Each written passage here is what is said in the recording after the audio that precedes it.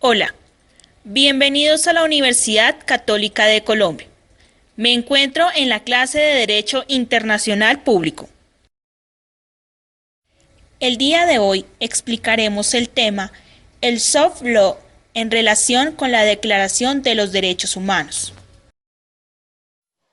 Para ello hablaremos de sus principales tratadistas y sus teorías, su definición, sus funciones y características, para finalmente desarrollar la pregunta de investigación. El primer tratadista en utilizar este término fue Lord McNair, quien se había interesado en el derecho internacional desde temprana edad. Fue profesor de Derecho Internacional en Cambridge, rector de la Universidad de Liverpool, juez de la Corte Internacional de Justicia en La Haya, más tarde presidente, y como el primer presidente de la Corte Europea de Derechos Humanos de Estrasburgo. Pretendía realizar una discusión entre las proposiciones lege lata, que significa según la ley existente o interpretación del derecho vigente, y lege ferenda, que significa para una futura reforma de la ley o con motivo de proponer una ley. Lo que desconocía era que con esta distinción que se estaba realizando se creaba un nuevo concepto para derecho internacional. Según su punto de vista, el término era empleado para describir enunciados normativos, que se formulaban como principios abstractos y que se empezaban a ejecutar a través de su aplicación judicial.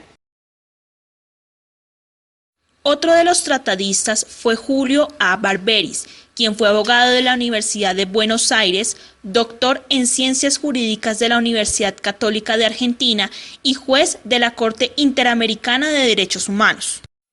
Considera que el orden internacional actual no constituye un orden cerrado en el que existe un número determinado de creación de normas jurídicas. Se puede acordar nuevas fórmulas para crear el derecho de gentes. En este contexto se ubica el fenómeno del soft law, también denominado derecho blando, derecho flexible o prederecho, cuyo principal punto de interés es el papel que desempeña en la formación del derecho, esto es, como fuente del derecho internacional. Otra tratadista es Christine Chinkin, quien es miembro del Grupo Consultivo de Derechos Humanos del Reino Misión de las Naciones en Kosovo. Indica que para que un fenómeno de soft law sea concurrente debe tener: primero, que sean formulados en términos no obligatorios de acuerdo a los procesos tradicionales de creación de derechos. Segundo, que contengan términos vagos e imprecisos. Tercero, que procedan de órganos carentes de autoridad para dictar normas internacionales. Cuarto, que estén dirigidos a actores no estatales. Quinto, que sean ajenos a cualquier teoría de la responsabilidad. Sexto, que estén basados exclusivamente en la adhesión voluntaria y no existan mecanismos para su exigibilidad. El soft law es un término complejo y que carece de un significado unívoco, ya que contiene una infinidad de variaciones y formas según lo expuesto. Sin embargo, se concluye: es un conjunto de mecanismos que demuestran conformidad ante las normas del derecho internacional, pero no son vinculantes ante la ley. Sus principales características. A. El carácter jurídicamente no vinculante. B. Cierta relevancia jurídica. C. Buena fe. Elemento presente y dominante en las relaciones interestatales, así como en los acuerdos que derivan de las mismas. D. No aplicabilidad de sanciones como consecuencia de su incumplimiento. Sus principales funciones son: primero, ser el avance del hard law. Segundo, constituir una alternativa al hard law. Created using Powtoon.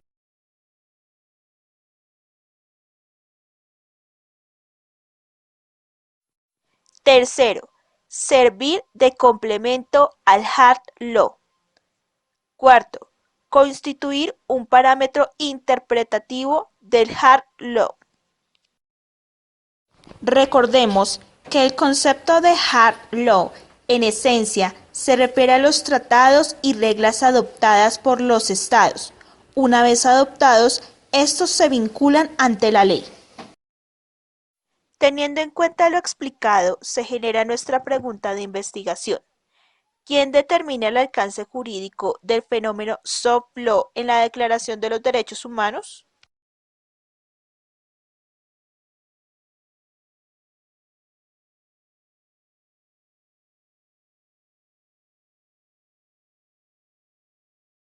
Recordemos que los derechos humanos se pueden definir como las facultades esenciales pertenecientes a toda persona humana, como la dignidad y la libertad, las cuales deben de ser reconocidas y protegidas por el ordenamiento jurídico.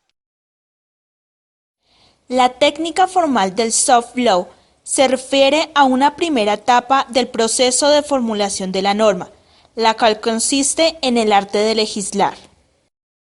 Asimismo, comprende el modo de discutir, aprobar y promulgar los preceptos normativos. En este sentido, las resoluciones de la Asamblea General de la Organización de la ONU, como resultado de esta práctica legislativa, en determinadas circunstancias reciben el nombre de declaración. Según la práctica de la Organización de las Naciones Unidas, la declaración es un instrumento oficial y solemne, adecuado para ocasiones muy especiales en las que se enuncian principios de importancia grandes y permanentes, como la Declaración Universal de los Derechos Humanos.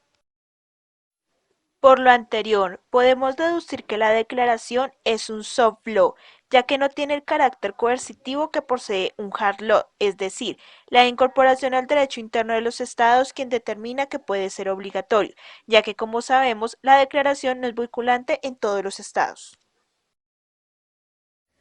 Conclusiones. La utilización de la técnica o fenómeno soft law se caracteriza por ser flexible y fue el primer paso para la creación de nuevas normas jurídicas. Es una tarea difícil lograr que las naciones del mundo se unan para cumplir con las formalidades solemnes propias de un tratado internacional.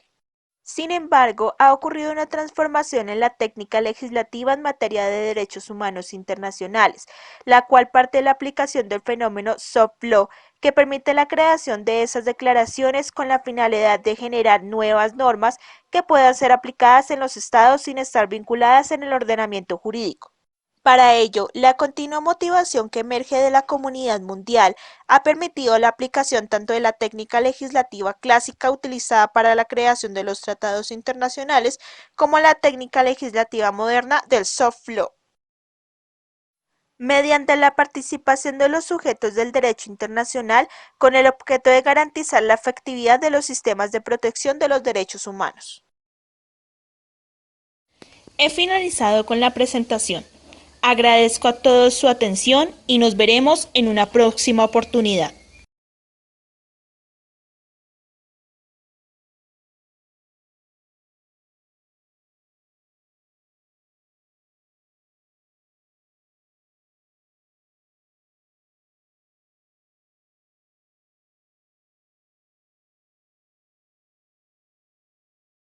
Created using Powtoon.